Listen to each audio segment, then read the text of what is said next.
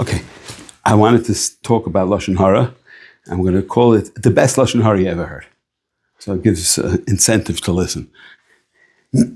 So Ramchal brings down a pasuk: Sfas emes tikain la'ad va'ad argia lashon sheker. It's a pasuk in Mishlei. So what he wants to show you that Sfasayim represent emes and the lashon represents sheker. So first of all, you see it b'chush. As you know, sheker ein le raglayim. And so if you look at Mitzias, if you stick out your tongue, it comes to a point. Just like the word sheker, every ice and sheker comes to a point. Emes has a base, right? You look at Yusfasayim, it's a base. So it has what to stand on. So you see the Emes, he doesn't say that the what you would call the Ramchal, but what he wants to say is that the shirish of the Bria, Maisa Bereshis, is all Emes. And his raya is, if you take the words Bereshis, Bara, Elikim, Safei Teves, is Emes. Then you go to the end of the Pasha of Bereshis, not Bereshis, but of Sheshis and Mei Bereshis, is Asher Bara, Elikim, La'asais, is also Safei Teves Emes. So you see the beginning of the Bria till the end of the Bria, the Sheshis and Mei Maisa, was all made with Emes.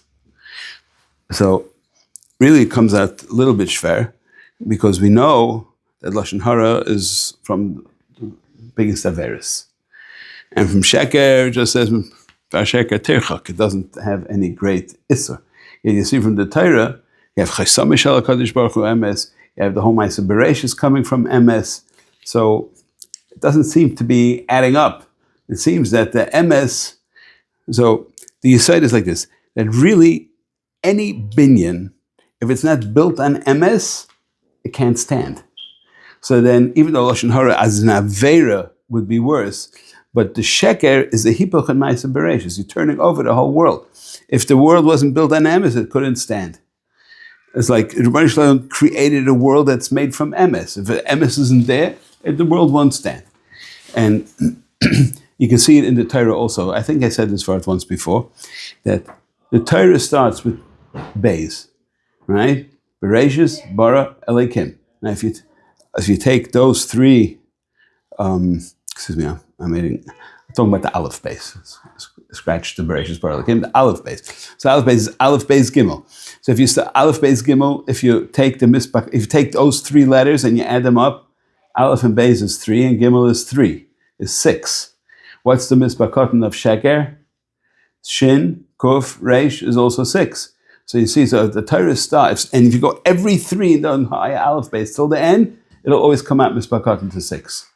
And Sheker Ein Le Raglayim, it won't stand. Sheker, if you start the Torah from Beis, right? So Beis, Gimel, Dalid, so there's 2, 3 is 5, plus Dalid is 4, is 9. What's the Mispakotin of Emes? Is 9, right? And 9, why is 9 considered Emes? Because no matter how many times you multiply 9, it always comes back to 9. Like 2 times 9 is 18, 8 and 1, 3 times 9 is 27, 7 and 2. Said this over many times. But basically showing you that everything, the Torah starts with Emes, and there's no other option. Then also, you see that the Chayme Hadav, it's just like in the Chumash it says that they were saying Lashon Harah about Moshe Rabbeinu. Smack in middle it says that Ish Moshe Haya Anav Mikol Adam Asher Al Pnei HaAdama. So why is he sticking in this word of Anav before, like smack in the middle of the parasha of Lashon Harah? Miriam was saying. So it's thinking that the pshat might be, the Lashon has 2 chesamis. There's 2 seals. There's like a bottle of, let's say, Yayin Nesach, or meat if you're sending the shliach through a guy. You have to have 2 seals. Your tongue has 2 seals. What's the 2 seals? Your lips and your teeth. So there's 2 seals on it to make sure that no Lashon Harah comes out.